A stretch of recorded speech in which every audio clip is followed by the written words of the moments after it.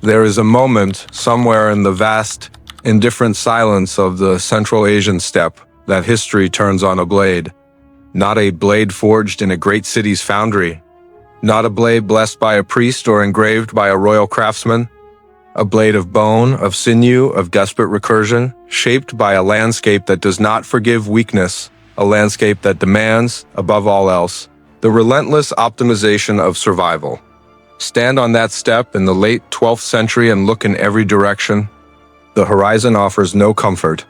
There are no walls, no rivers wide enough to anchor a defensive line, no forests dense enough to absorb a cavalry charge. The sky is enormous and indifferent. The grass stretches to the edge of comprehension. Wind moves across the plain in long, structural waves, as though the earth itself is breathing. This is the canvas. This is where the largest contiguous empire in the history of human civilization was designed. Not in a palace, not in a scriptorium, but out here where the price of miscalculation was starvation, enslavement, or extinction. To understand the Mongol conquests, one must first understand the logic of the steppe as a geopolitical and military forcing function. The nomadic peoples of the Eurasian grasslands, Tatars, Merkits, Naimans, Carats, and the fractious, perpetually warring Mongol clans existed in a state of calibrated violence. Raiding was not mere banditry. It was an economic system. Tribal confederations rose, absorbed weaker groups, accumulated horses and cattle, and then collapsed under the weight of internal rivalry or external pressure from stronger confederations. It was a system that produced extraordinary individual warriors, but it had never, in any sustained fashion, produced an empire. The geopolitical canvas of the late 12th century presented a specific and remarkable configuration of power. To the south of the steppe, the Jin dynasty of northern China, the Jurchen rulers who had displaced the Song from their northern territories exercised a calculated policy of divide and rule over the steppe tribes. They fomented intertribal conflict deliberately, ensuring that no single confederation grew powerful enough to threaten their northern frontier. They paid tribute selectively. They armed rivals against rivals. To the west, the vast Khwarezmian Empire, a Turkic Sunni sultanate that had grown explosively to encompass Persia, Transoxiana, and the eastern fringes of the Islamic world, represented the other major civilizational barrier. It was an empire of great cities and sophisticated bureaucracy, but one built on conquest rather than organic cultural cohesion, its loyalty structures brittle beneath their opulent surface. Between these two giants, the steppe, and on the steppe, a man who was learning, at extraordinary personal cost, how every one of these systems worked, and how every one of them could be broken. Temujin was not born to empire. The historical record, fragmentary and frequently mythologized as it is, filtered through the secret. History of the Mongols, a text of uncertain provenance and poetic reconstruction, nonetheless gives us a man whose early biography reads as a masterclass in political and military improvisation. His father, Yasuge, a minor clan leader, was poisoned by Tatars when Temujin was approximately 9 years old. His clan abandoned the family. Temujin, his brothers, and his mother survived on the steppe's margins, on marmots and wild onions, on roots, on the absolute bottom stratum of nomadic subsistence. He was briefly enslaved by a rival clan. He escaped. Historians who approach the Mongol conquests through the lens of inevitable destiny do the history a disservice. There was nothing inevitable about Temujin's rise. Every step was contingent. Every alliance was a calculated risk. He built his early coalition through a combination of personal charisma, strategic marriage alliances, and a willingness to share plunder in ways that contradicted the established hierarchical norms of Mongolian clan leadership. This last point deserves emphasis. Traditional steppe politics concentrated plunder at the top of the clan hierarchy. Temujin distributed it across his followers. This was not charity. It was the most sophisticated form of loyalty engineering available in the nomadic context. Men followed him not merely because he won, though he won, but because winning with Temujin was materially better than winning under anyone else. By the 1190s, he had absorbed or destroyed the Tatar Confederation, the very group responsible for his father's death. and in doing so had demonstrated a pattern of total destruction that would become characteristic. The Tatars were not merely defeated. They were measured against a wagon wheel, and every male taller than the wheel's axle was killed. Children were absorbed into Mongol clans. The confederation ceased to exist as an independent entity. The Merkits who had once abducted his wife Bert were systematically hunted across decades. The Naimans, the last major steppe power capable of contesting his hegemony, were crushed at the Battle of the Naiman Steppe, likely in 1204. Their Khan, Taiyang, died in the engagement. By 1206, the steppe was unified. At the Great Kurultai, the grand assembly of Mongol chiefs held on the banks of the Onon River, Temujin was declared Genghis Khan. The title's precise etymology remains debated: universal ruler, oceanic ruler, fierce ruler. The translations disagree. What is not debated is what it meant in practice. The declaration at the Kurultai was not merely political coronation. It was the promulgation of a new geopolitical doctrine. Genghis Khan did not simply want to raid the civilizations on the steppe's periphery. He wanted to conquer them.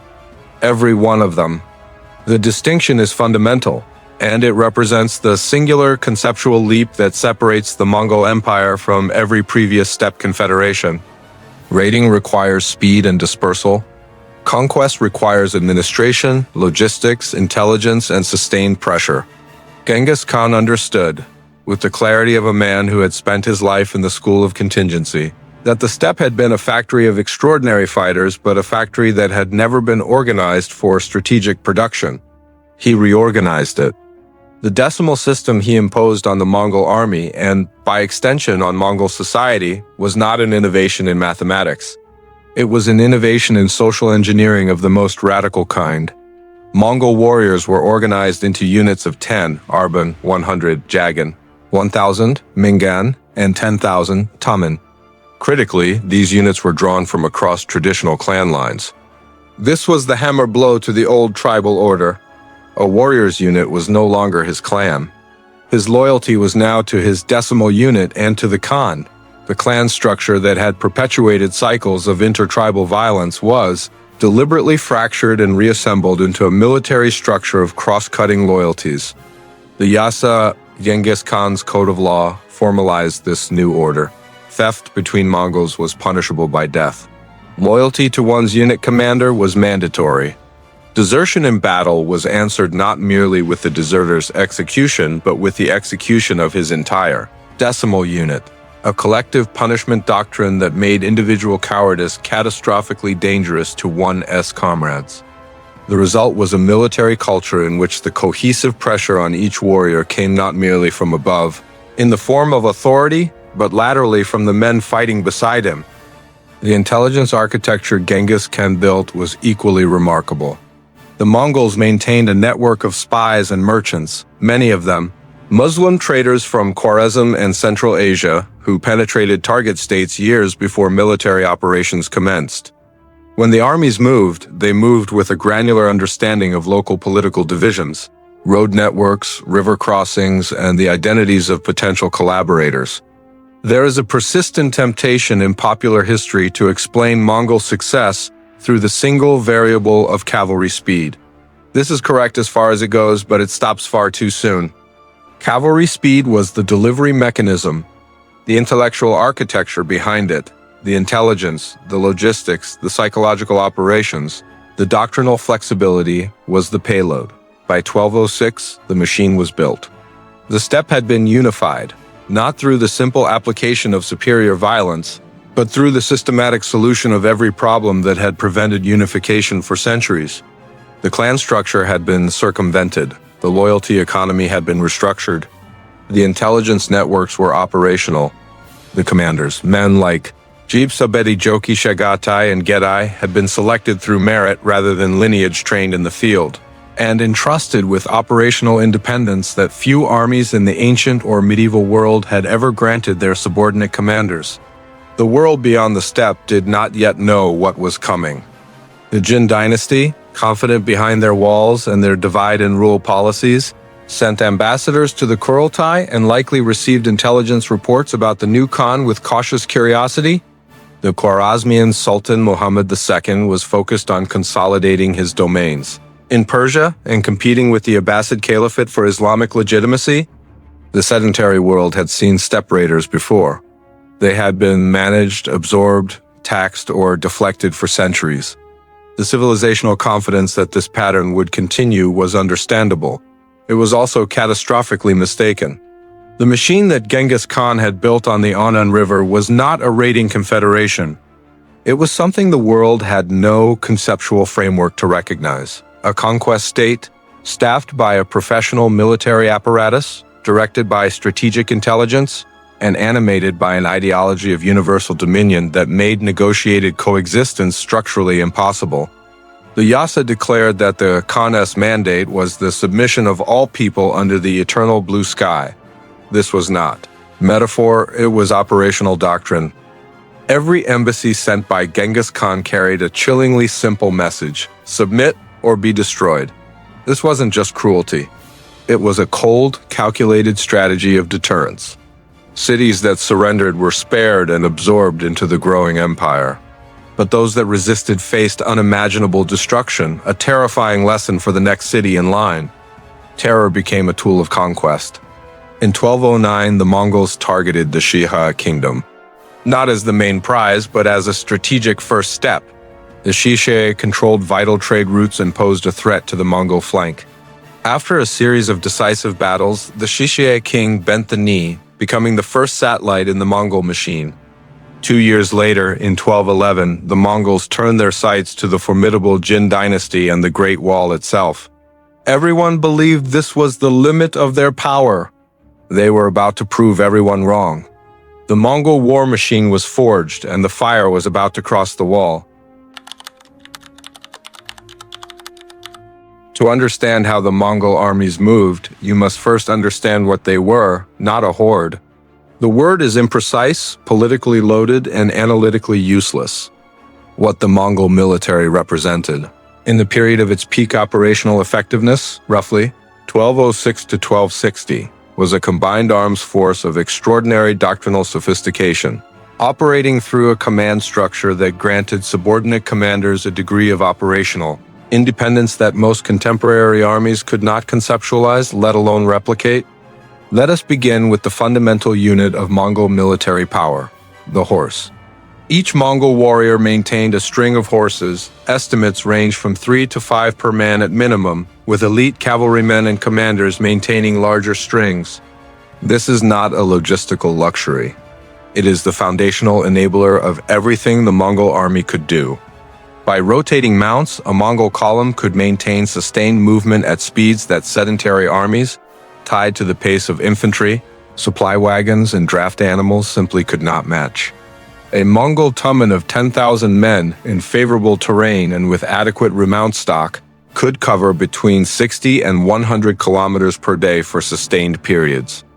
European heavy cavalry operating at the pace of their supply chains and the endurance limits of individual war horses could manage perhaps 30 to 40 kilometers per day on campaign and could not sustain even that pace across extended operations without logistical breakdown. The strategic implications of this speed differential are enormous, and they cascade through every level of military planning. Speed collapses the defender's decision cycle.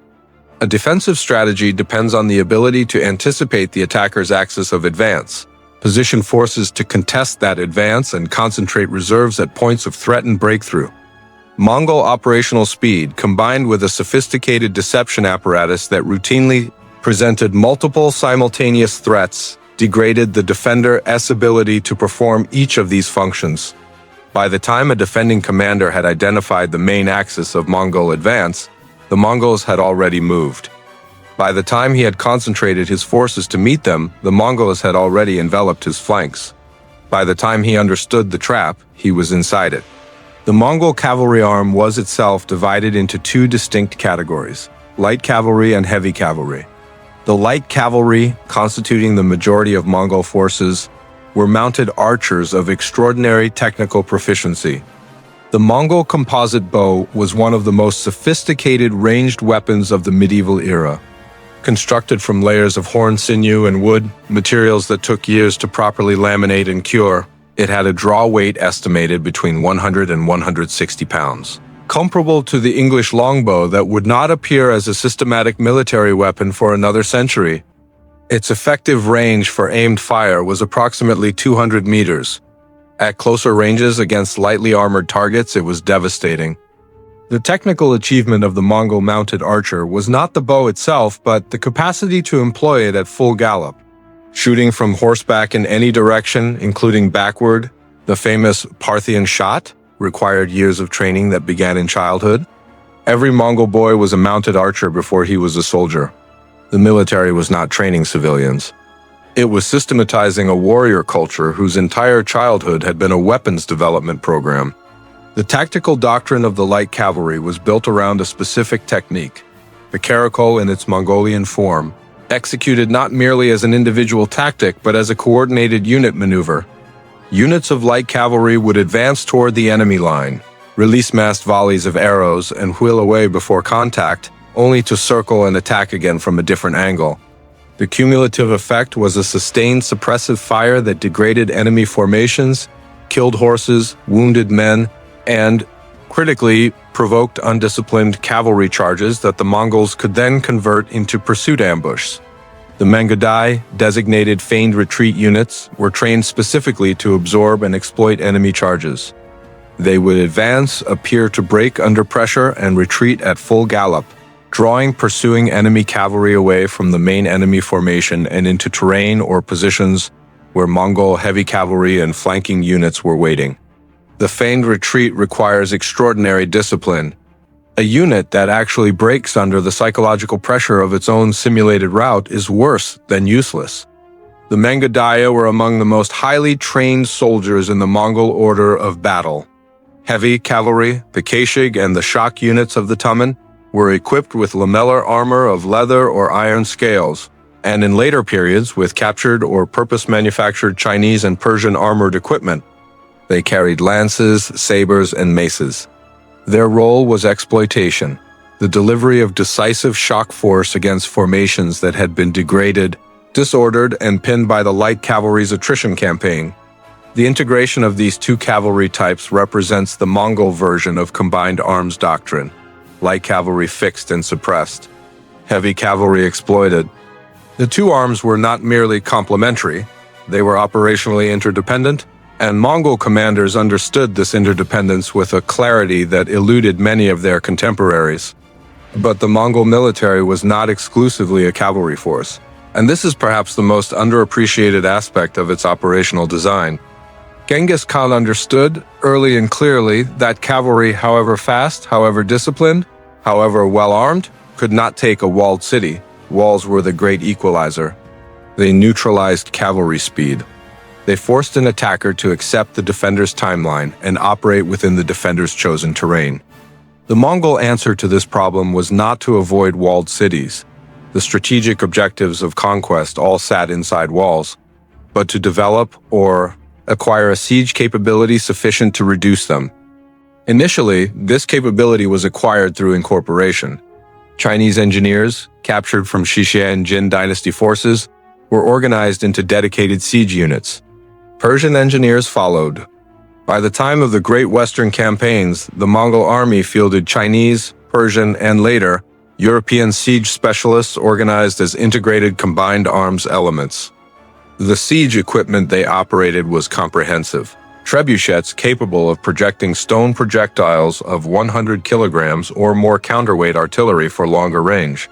Bombardment ballistae for direct fire against defenders on walls naphtha projectors. Adapted from Chinese and Islamic technology and mining teams who could undermine defensive foundations with systematic engineering precision. The application of this siege capability was itself doctrinal. Mongol commanders assessed each fortified city against a specific rubric: size of garrison, quality of fortifications, availability of water within the walls, strength of the surrounding population's will to resist, and critically, the strategic cost of prolonged siege operations in terms of time, supplies, and operational tempo. Cities that could be rapidly reduced received immediate attention. Cities that would require extended siege operations were frequently bypassed initially, with forces left to contain them while the main army continued its advance. a practice that maximized operational momentum at the cost of leaving pockets of enemy force in the rear, a calculated risk managed through the intelligence network's assessment of each pocket's capacity for offensive action. The logistics system that supported these operations was itself a masterpiece of optimization. The Mongol army did not trail a conventional supply train. The remount system, those 3 to 5 horses per warrior, provided both transportation and a mobile food source. Marays provided milk. Animals were slaughtered selectively for meat. Mongol warriors were trained to sustain themselves on minimal rations, dried meat, fermented Marays milk, blood drawn from a living horse's jugular in extremis, for extended periods without the supply convoys that made sedentary armies vulnerable to interdiction. This was not mere savagery. It was a nutritional and logistical system optimized for the specific operational demands of strategic mobility. An army that does not require a supply convoy is an army that cannot be interdicted through the destruction of that convoy. The Mongol supply doctrine made the classic operational strategy of cutting an army's communications almost impossible to execute. The communication architecture of the Mongol military, the YAM system of relay stations, was not initially a military asset but became one of the empire's most strategically decisive advantages. Relay riders operating through established station networks could carry dispatches at speeds of up to 300 kilometers per day, allowing strategic coordination across distances that would have required weeks of travel for conventional messengers. This made possible a form of centralized strategic command over decentralized operational execution that was conceptually unique in the medieval world. Genghis Khan could issue strategic direction from the center. His commanders, Jib, Sabadei, Nukali, Joki, could execute operationally with a latitude that most medieval military systems could not have managed without loss of coordination. The YAM maintained the connecting thread between strategic intent and operational action across thousands of kilometers. The psychological warfare apparatus deserves its own structural analysis. The Mongols understood, with a sophistication that prefigures modern information operations doctrine, that the will to resist is, itself, a military asset of the defender, and that degrading that will is operationally equivalent to destroying physical military capacity. The policy of calculated terror, the total destruction of cities that resisted, coupled with the conspicuous mercy shown to cities that submitted, was not mere barbarism. It was a structured information campaign designed to affect the decision calculus of every subsequent defender. Before the Mongol armies arrived, their reputation arrived first, transmitted through refugee columns, merchant networks, and the deliberate release of survivors from destroyed cities who were sent specifically to carry the message forward. This reputation management was precise. The city of Bukhara, during the Khwarezmian campaign, was promised its population's safety in exchange for submission. The promise was largely kept. Samarkand, which offered token resistance before capitulating, was treated more harshly. Merv, which resisted actively, was subjected to destruction so systematic and so complete that chroniclers, possibly exaggerating, but not without foundation, recorded figures of several 100,000 dead. The gradient of consequence was the doctrine. By 1211, when the Mongol armies crossed into Jin dynasty territory in northern China, they brought this complete system to bear against what was, in terms of population, administrative sophistication, and defensive infrastructure, the most formidable military challenge they had yet faced. The Jin campaign would last in its various phases until 1234. It would test every element of the Mongol military system: cavalry operations across North China's varied terrain, siege warfare against some of the most fortified cities in the world, logistical sustainability over extended campaigns, and the coordination of simultaneous operations across multiple axes. It would also reveal the system's limitations and the remarkable capacity of Mongol commanders to adapt their doctrine in real time to the friction of actual campaign conditions. The Jin army at its peak numbered several 100,000 men, including significant heavy cavalry forces and a sophisticated northern Chinese infantry capable of effective wall defense. The Jin commanded a fortified frontier system of considerable depth. They possessed crossbows, gunpowder-based weapons in protoform, and engineering resources that dwarfed anything the Mongols had initially fielded.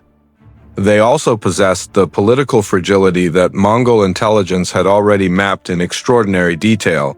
The Jin ruled over a mixed population of Jurchens, Hittans, and Han Chinese, with the Hittans and Han generally resentful of Jurchen overlordship.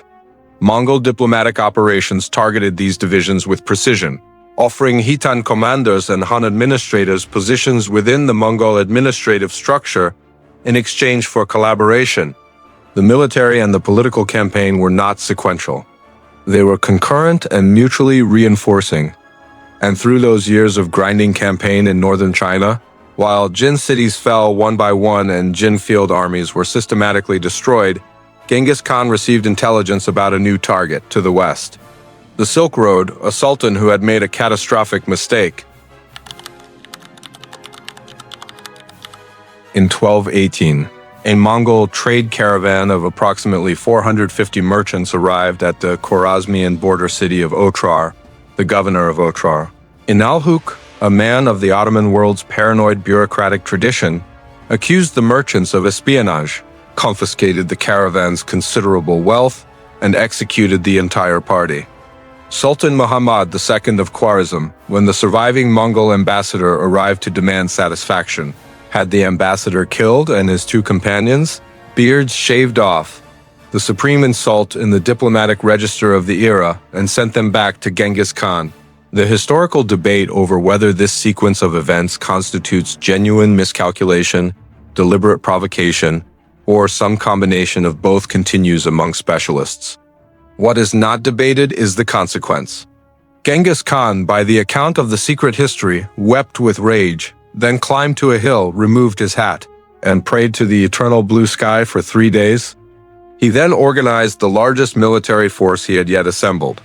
The Khwarezmian campaign of 1219 to 1221 represents the operational apogee of Mongol strategic art in the era of Genghis Khan. It was the campaign where every element of the system, intelligence, deception, operational maneuver, combined arms, psychological warfare, and administrative incorporation was applied at its maximum expression against the most geographically vast and administratively complex target the Mongol machine had yet attempted to reduce. Muhammad II commanded an empire that stretched from the Caspian Sea to the Persian Gulf, from the fringes of India to the borders of Iraq. His army numbered, at various estimates, somewhere between 300,000 and 400,000 men, a figure that, even discounted for medieval chroniclers' habitual exaggeration, represented a force of genuine mass. He possessed the great fortified cities of Transoxiana, Samarkand, Bukhara, Urgench, Merv, cities of brick and stone and enormous populations, cities that should, by the operational logic of the day, have represented impassable obstacles to a cavalry army. Muhammad II made a decision that military historians have analyzed with something approaching disbelief. He dispersed his forces. Rather than concentrating his army for a single decisive field engagement, which would have negated the Mongol preference for envelopment and forced a direct confrontation of mass against mass, he distributed his forces in garrison throughout his major cities, expecting that the Mongols would be forced to reduce each city in turn, spending their momentum against his fortifications. While he maintained the option of counterattack with concentrated reserves, the strategic logic was not entirely unsound.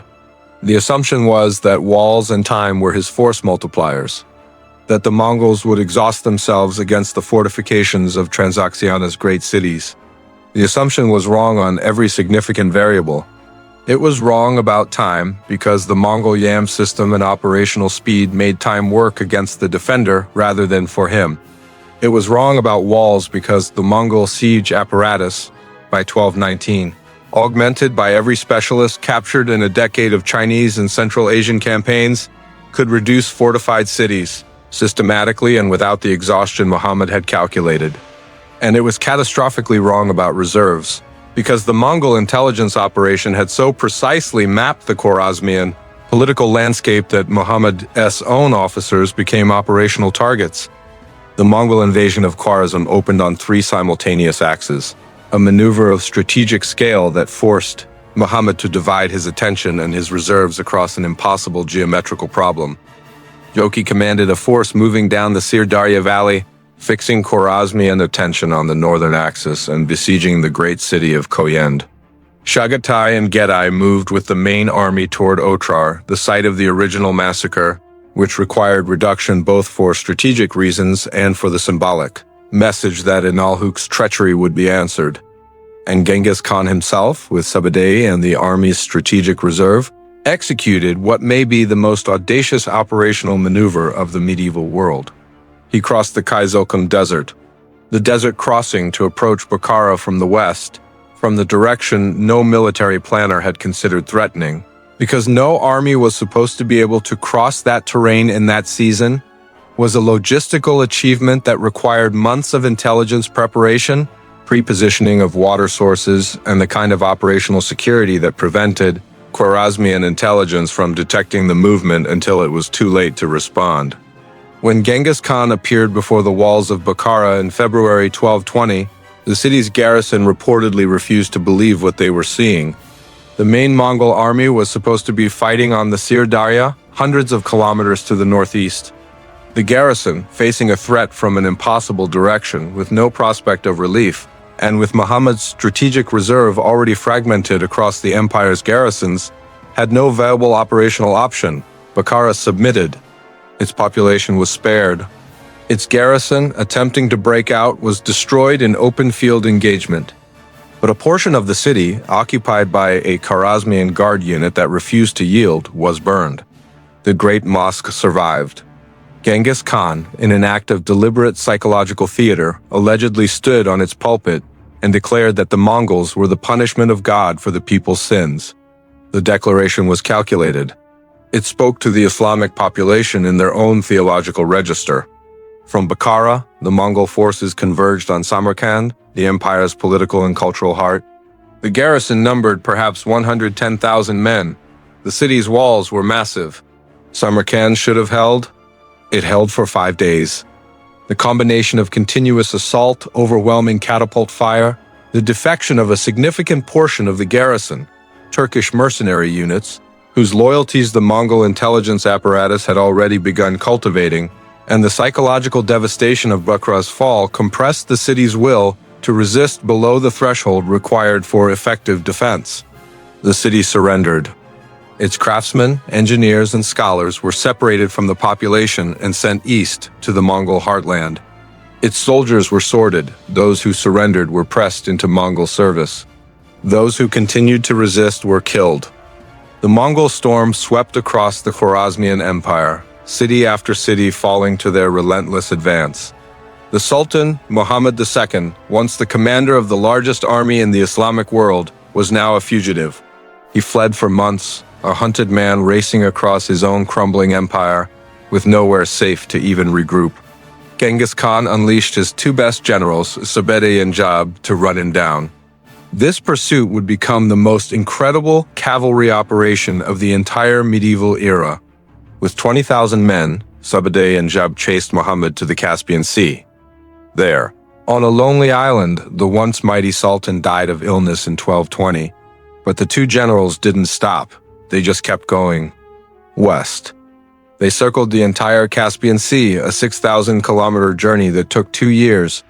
They smashed through Azerbaijan, defeated the Knights of Georgia, crossed the towering Caucasus Mountains, and rode onto the vast plains of southern Russia. There, they met a combined army of Russian princes and their Cuman allies at the Onon River. What happened next was a masterclass in Mongol warfare. The Russian Cuman force was huge, but they were divided and undisciplined. Each prince fought for himself. Sabadeh used the classic Mongol tactic, the feigned retreat. He lured the overeager Russian cavalry into a chase, separating them from their main army. Then, with perfect timing, the Mongols wheeled around, surrounded the exhausted pursuers, and annihilated them before the rest of the Russian army could even react. The defeat was so total, so humiliating, that some of the captured Russian princes were placed under wooden planks while the Mongol generals held their victory feast on top of them. After this stunning victory, Sabadeh and Jab simply turned around and rode back east. Their mission was complete. They had gathered the intelligence they needed. They knew the lay of the land, and they knew its armies were no match for them. They would be back. Meanwhile, the main campaign ended at Urgench, the northern capital. The city fought back with incredible ferocity. It was brutal, street-by-street fighting, a meat grinder that cost the Mongols dearly. But in the end, Urgench fell. To finish the job, the Mongols broke a dam upstream. A wall of water washed over the ruins, erasing what was left of the defiant city. The conquest was complete. Thank you for watching, and if you enjoyed this story, be sure to subscribe for more. Ever heard of an empire so vast, so powerful, that it controlled the heart of the Silk Road, only to be wiped off the map in just a few years? This is the story of the Khwarezmian Empire and its fatal clash with Genghis Khan. In the early 13th century, Shah Muhammad II ruled over a massive territory stretching from modern-day Iran to Uzbekistan. The Khwarezmian Empire was a powerhouse of trade, culture, and military might. They had a massive army, bustling cities, and unimaginable wealth. The Shah, feeling invincible, saw himself as the ruler of the world. But on the eastern horizon, a new power was rising, one that would change the course of history, the Mongol Empire, led by the brilliant and ruthless Genghis Khan. Initially, Genghis Khan didn't want war. He saw the Khwarezmians as valuable trading partners. He sent a huge trade caravan to the city of Otrar, a Khwarezmian outpost, along with a diplomatic message. I am the master of the lands of the rising sun, while you rule those of the setting sun. Let us have a firm treaty of friendship and peace.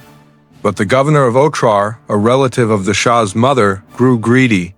He accused the merchants of being spies, seized their priceless goods, and executed them all. When news reached Genghis Khan, he was furious but remained diplomatic. He sent a second envoy to demand the governor be handed over for punishment. In a stunning act of arrogance, Shah Muhammad not only refused, but had the chief envoy executed and the beards of his two companions shaved off, a grave insult. This was the final straw. For Genghis Khan, this wasn't just about trade anymore. It was about honor. He famously climbed a mountain, prayed for 3 days, and declared a holy war. What followed was one of the most brutal and effective military campaigns in history. In 1219, Genghis Khan unleashed the full might of the Mongol horde. It wasn't just a frontal assault. The Mongols used sophisticated tactics, feigned retreats, and brilliant flanking maneuvers that the Khwarezmian army simply couldn't counter. They appeared from the supposedly impassable Kaizokum desert, surprising the Shah's forces from behind. One by one, the great cities of the Khwarezmian Empire Otrar, Bukhara, Samarkand fell. The destruction was catastrophic. Libraries were burned, scholars were killed, and entire populations were annihilated. The Shah, a once proud ruler, became a fugitive, hunted across his own crumbling empire. He eventually died of disease on a small, lonely island in the Caspian Sea. Within just 2 years, the mighty Khwarezmian Empire was gone, its lands absorbed into the ever-expanding Mongol dominion.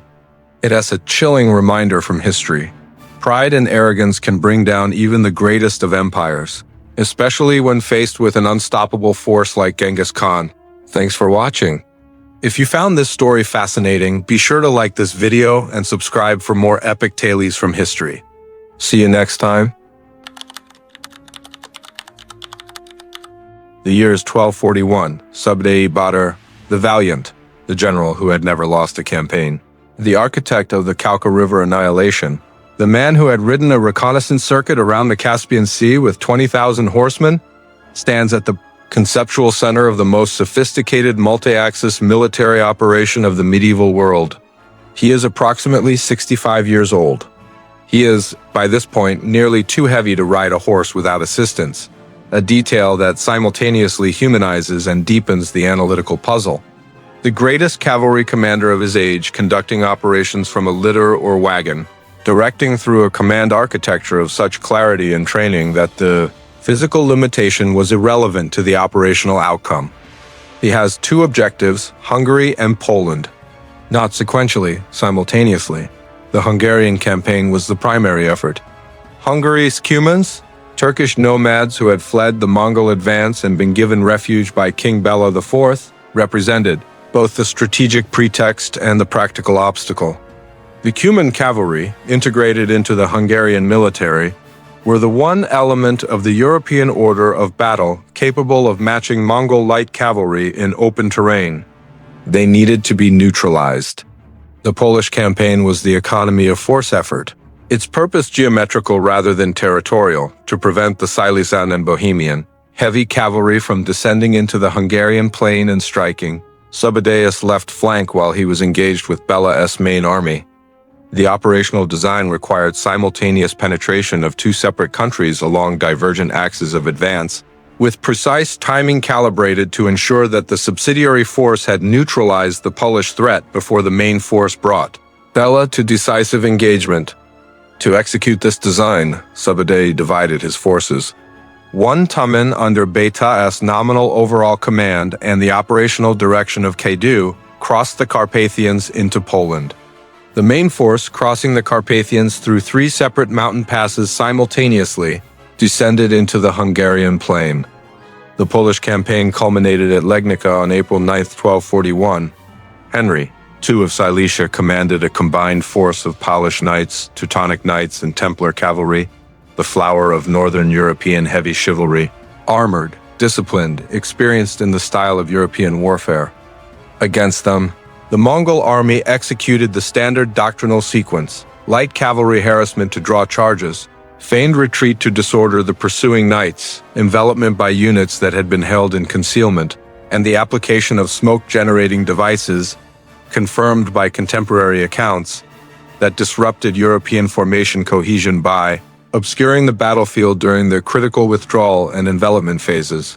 Henry II was killed. His army was destroyed. His head was reportedly mounted on a lance and carried in the subsequent advance. 2 days later, having absorbed the intelligence confirming Legnica's outcome and satisfied that the Polish threat to his left flank was eliminated, Sabadell brought Bela IV to battle on the banks of the Sayo River at Mohi. The Battle of Mohi is the operational masterpiece of the 1241 campaign. Bela had established a fortified camp on the western bank of the Sayo. The camp was well chosen, anchored on the river, with bridges downstream controlled, with his heavy cavalry in sufficient concentration to defeat a frontal assault.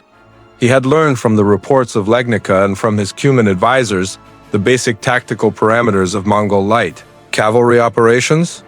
What he had not fully internalized was the Mongol willingness to operate at night to accept tactical friction in one sector as the price of decisive action in another, and to use indirect artillery preparation, trebuchets firing in darkness, across a river crossing as an enabler for a flanking maneuver.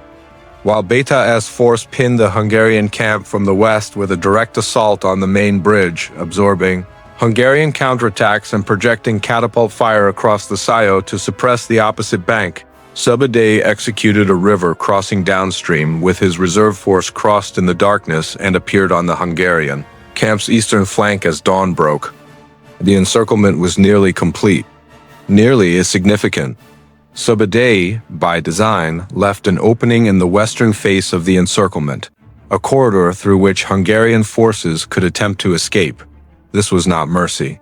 It was an operational technique of documented Mongol practice. The corridor-induced panic converted an ordered defensive perimeter into a fleeing column, and enabled mounted pursuit that destroyed the fleeing forces piecemeal with far greater efficiency than fighting through a perimeter defended by men who had nothing to lose. Imagine a force so powerful it swept across Asia, creating the largest contiguous empire in history. Now imagine that force turning its eyes toward Europe. In the 13th century, this wasn't a hypothetical, it was a terrifying reality. The Mongol Empire, led by the descendants of Genghis Khan, was at Europe's doorstep, and they weren't coming for a friendly visit. It all kicked off in the 1230s under the command of Beta Khan and the brilliant General Subutai. They didn't just win battles, they annihilated entire armies. First, they crushed the Rus principalities, leaving cities like Kiev in ruins.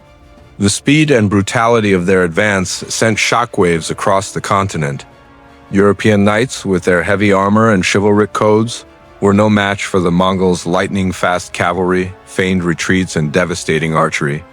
The invasion reached its peak in 1241. In just a few days, the Mongols decimated a combined Polish and German army at the Battle of Legnica, and then, almost simultaneously, crushed the Hungarian army at the Battle of Mohi.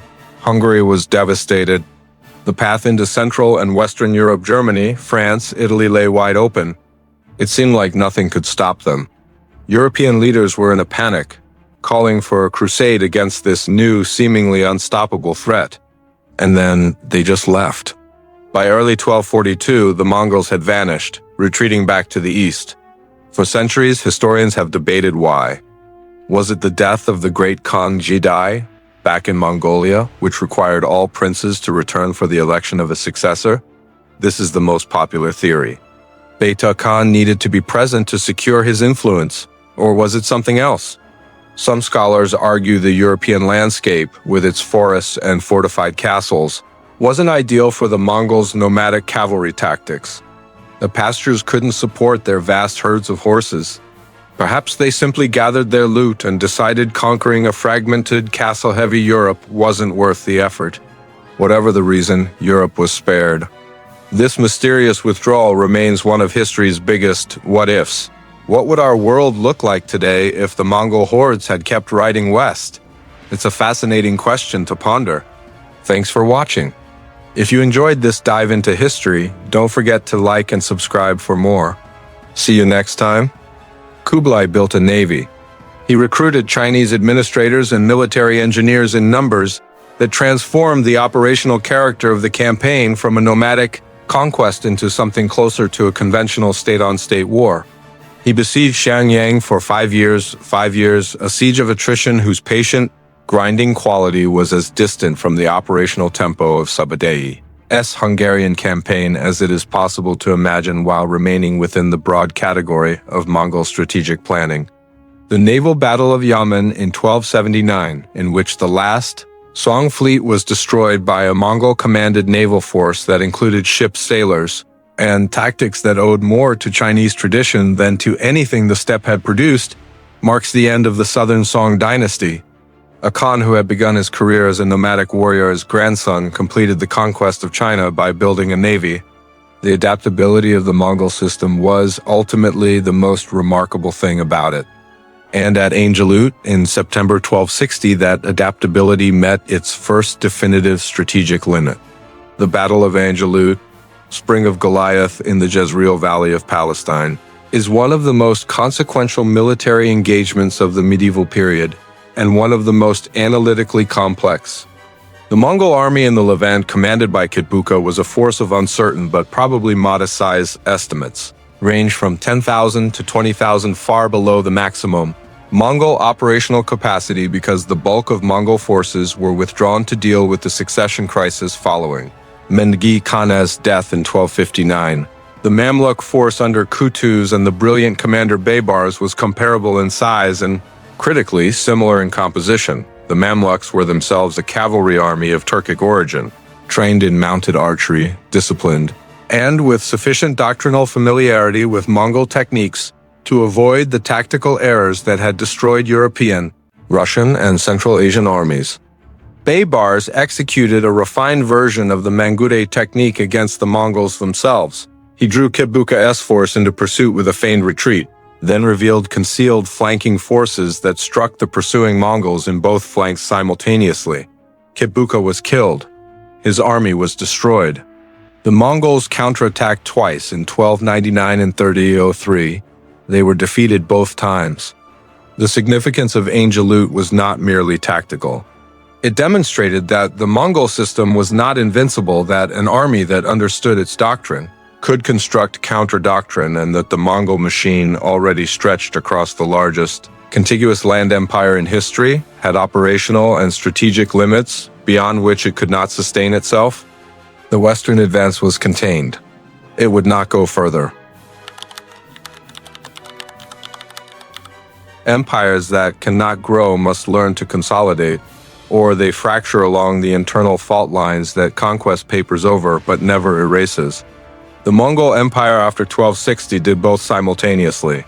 The political geography that had emerged from 4 decades of conquest was, by any reasonable administrative assessment, ungovernable as a single unified entity. The empire stretched from the Korean peninsula to Poland, from Siberia to the Persian Gulf. a contiguous territorial mass of approximately 24 million square kilometers encompassing the steppe heartland, the great civilizations of China and Persia. The Muslim world of Central Asia and the fragments of Russian principalities reduced to tributary status. No political technology of the 13th century, not even the remarkable Yam relay system, not even the decimal administrative structure, not even the talent pool of incorporated Chinese, Persian, and Islamic administrators could maintain genuine unified governance across that expanse.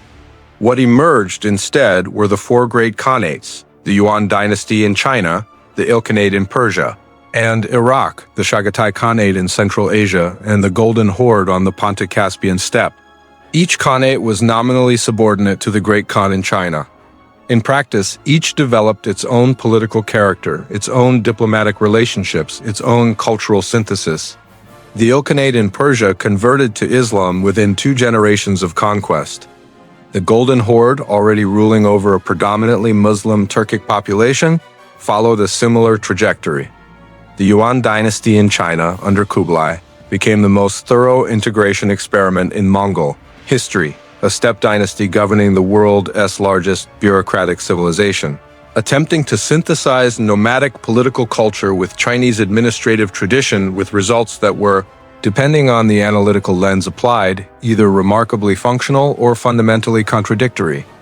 The Pax Mongolica, the Mongol peace, is a concept that requires careful handling. The peace was real. The collapse of the Silk Road's fragmentation under competing political authorities, the replacement of a dozen states, tariff regimes, and security gaps with a single administrative network produced a period of trans-Eurasian, commercial and intellectual exchange of remarkable intensity. Merchants, diplomats, missionaries, and adventurers moved between China and Europe with a freedom of movement that had not existed before and would not exist again until the Maritime Age. Marco Polo was the most famous beneficiary of this connectivity, but he was far from the only one. Chinese porcelain designs influenced Iranian ceramics. Islamic astronomical knowledge flowed east into Chinese scholarship. Nestorian Christian missionaries operated in Beijing. The Mongol court maintained correspondence with the Pope in Rome and the French crown simultaneously. The intellectual and commercial exchange was genuine, consequential, and historically underappreciated.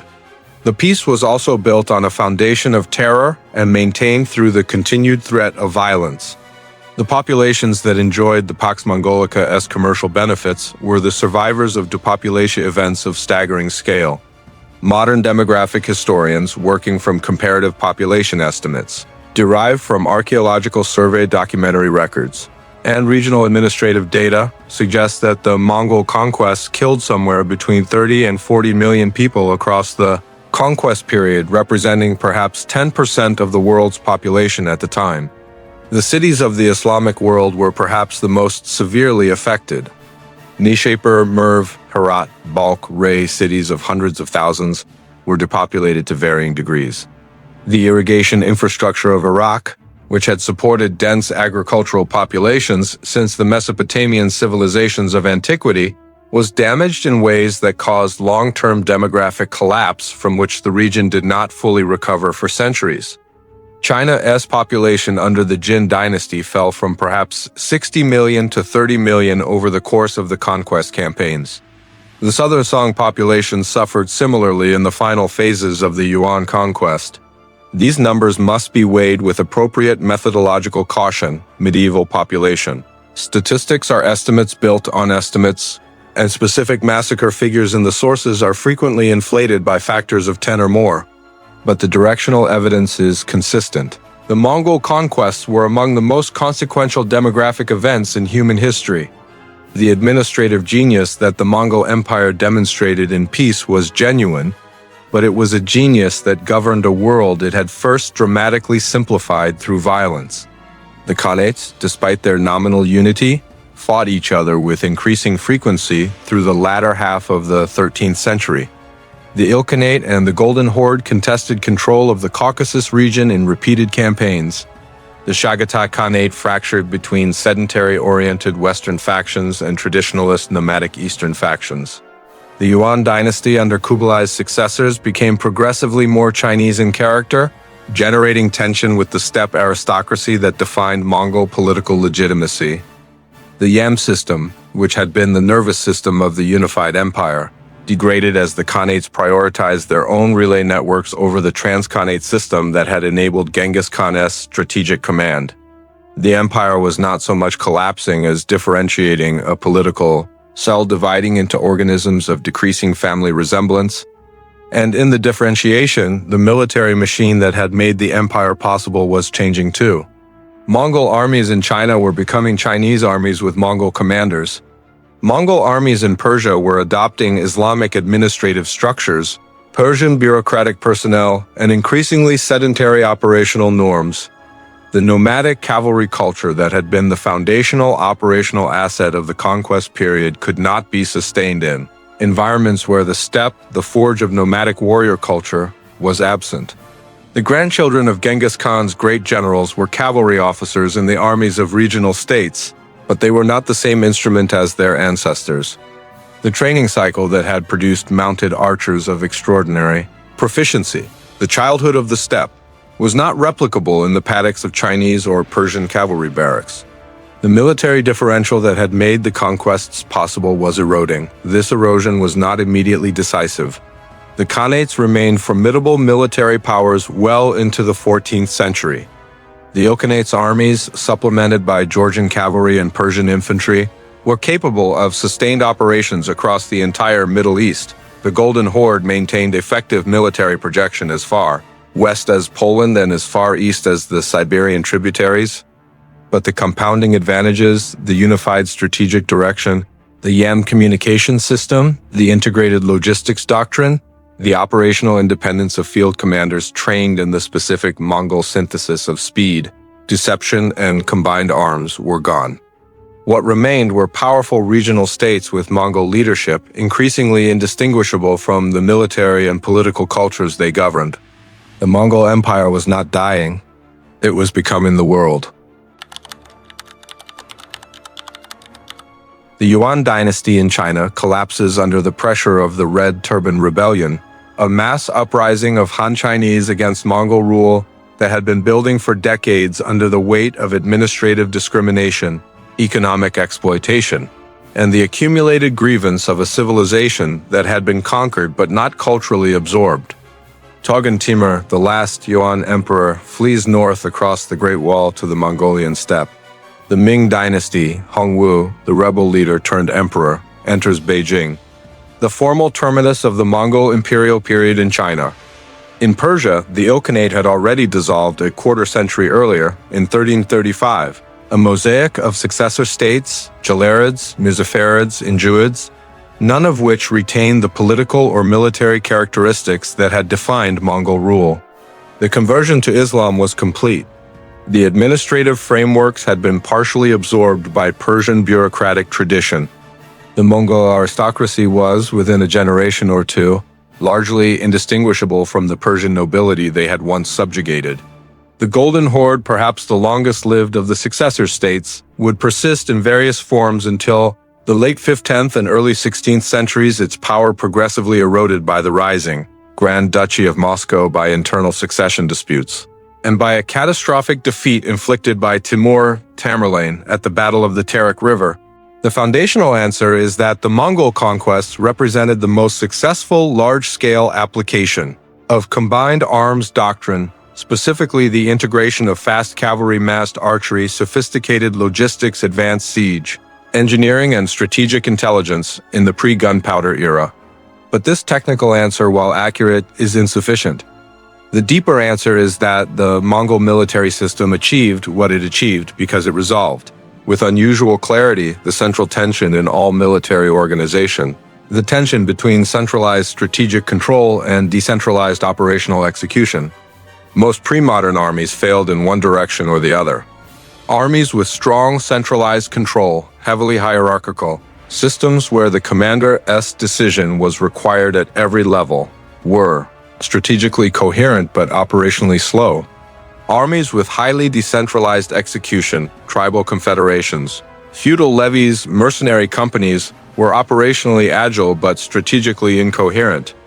The Mongol system, through the decimal organization, The Yan communication architecture, the explicit cultural norm of operational independence for subordinate commanders within strategic parameters set by the Great Khan, achieved both simultaneously.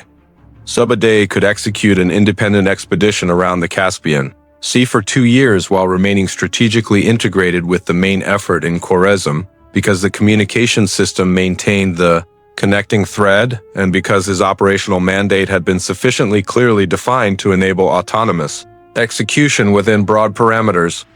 This is not a trivial achievement. Most military organizations in history have failed to solve this problem. Many continue to fail to solve it today.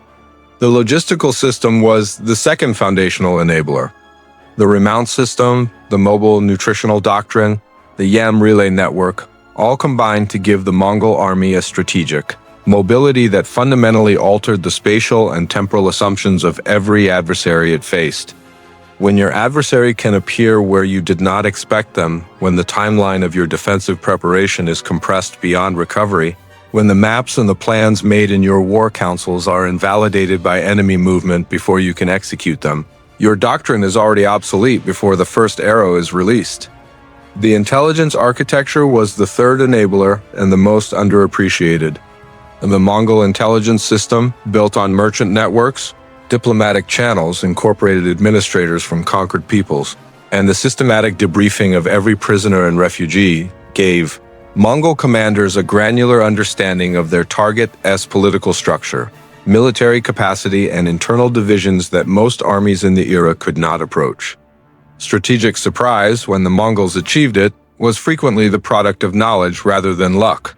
They knew where the defenders were not, because they moved fast enough to get there first.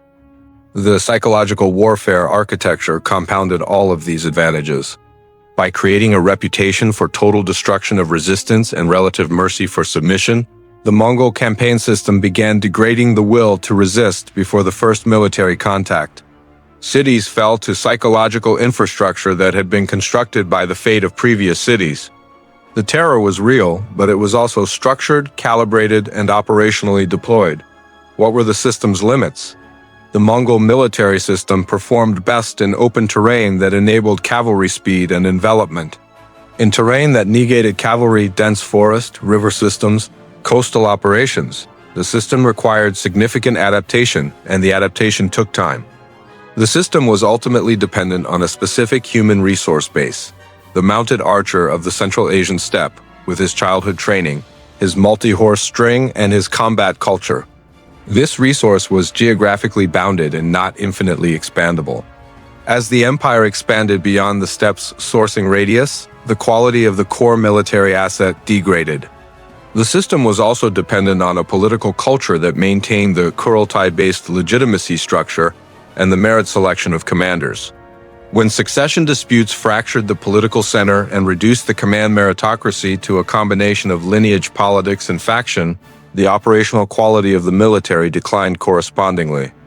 And the system had no answer ultimately to the demographic reality of the civilizations it conquered. China, Persia, the Islamic world, these were populations of tens of millions, with cultural traditions of enormous depth and resilience, with administrative traditions that could absorb, adapt to, and ultimately transform their conquerors. The Mongols conquered China. China digested the Mongols. The lasting impact on the art of war is diffuse but consequential. The Mongol conquest demonstrated definitively and at civilizational scale that cavalry speed was a strategic multiplier that could overcome numerical disadvantage, defensive fortification, and civilizational wealth. This lesson was absorbed by subsequent Central Asian states, by Ottoman military planners, by Timurid commanders, and by the successive waves of nomadic military power that shaped Eurasian political geography well into the 16th century. The incorporation of siege engineering into a mobile cavalry army, the model of the combined arms, force that could both win in open field and reduce fortifications, became a template that military planners across the Eurasian world studied and adapted. The Yan communication system and the more general principle that strategic command requires a communication infrastructure adequate to the operational tempo of the force. is a principle so fundamental that it runs directly into the telecommunications doctrines of modern military planning. The principle of operational independence within strategic parameters, the idea that a subordinate commander should be given an objective and the resources to achieve it, rather than a series of prescribed actions, is the direct conceptual ancestor of the off-track tactic, doctrine that would make the Prussian and later German military system the most operationally effective force in Europe for 2 centuries. The Mongol conquest did not merely reshape the map. They reshaped the template of what military power could look like when its components were sufficiently well integrated, its commanders sufficiently well trusted, its logistics sufficiently well designed, and its intelligence sufficiently well developed. Every subsequent empire that achieved rapid expansion across large territories, the Ottoman, the Timurid, the Safavid, the Mughal, operated within a strategic framework that the Mongol conquest had defined. The final, uncomfortable accounting must acknowledge the demographic catastrophe. The Mongol conquests were among the most consequential population events in human history. The cities that fell, the irrigation systems that were destroyed, the agricultural populations that were killed or displaced, these losses shaped the trajectory of Islamic civilization, Chinese demographic patterns, and Eastern European political geography for centuries. The Pax Mongolica was real. The exchange of knowledge and commerce across the Eurasian landmass in the century of Mongol dominance was genuinely significant, but it does not balance the ledger. In the end, the Mongol Empire must be understood as both the greatest demonstration of military operational art in the pre-gunpowder era and one of history's most devastating exercises of destructive power. These 2 facts coexist in the historical record without resolving each other. The analytical task is to hold both in focus simultaneously, to understand the system's genius and its cost with equal precision. The steppe forged the instrument. The instrument reshaped the world. And the world, in absorbing the instrument, became something new, something that could not have been predicted from the vantage point of the Onon River in 1206. When a man in his 40s removed his hat, looked up at the eternal blue sky, and decided that the limits everyone assumed were not limits at all. History's longest contiguous empire lasted 162 years. Its echo has lasted 800. You have just witnessed the full anatomy of a conquest engine, from the steppe as forcing function to the last Yuan emperor crossing the Great Wall into the dark. But here is the question that the war atelier approach always returns to. The question that separates historical understanding from historical tourism. What does this mean for the architecture of power itself? The Mongol system was not exceptional because it was brutal. History is full of brutality that achieved nothing durable. It was exceptional because it solved, with remarkable precision and at civilizational scale, the specific operational and organizational problems that determine whether military power translates into lasting strategic result. The decimal system, the YEM, the meritocratic command selection, the integrated combined arms, the calibrated terror doctrine, the intelligence apparatus. None of these were accidents. Every one of them was a solution to a problem. That is what War Atelier exists to examine, not the body count, not the spectacle, the design, the logic. The craft of conflict, understood not as celebration but as the most rigorous form of historical analysis available. If that is the lens you want to look through, if you want your understanding of history to go deeper than the surface narrative, to reach the mechanics beneath the mythology, then the War Atelier channel is built for you. Subscribe, not because we will entertain you, though we intend to, but because we will change how you think about every conflict you encounter from this point forward. Every campaign is a canvas, every commander made choices. Every empire was designed. We are here to read the blueprints. War Atelier, the craft of conflict. Join us.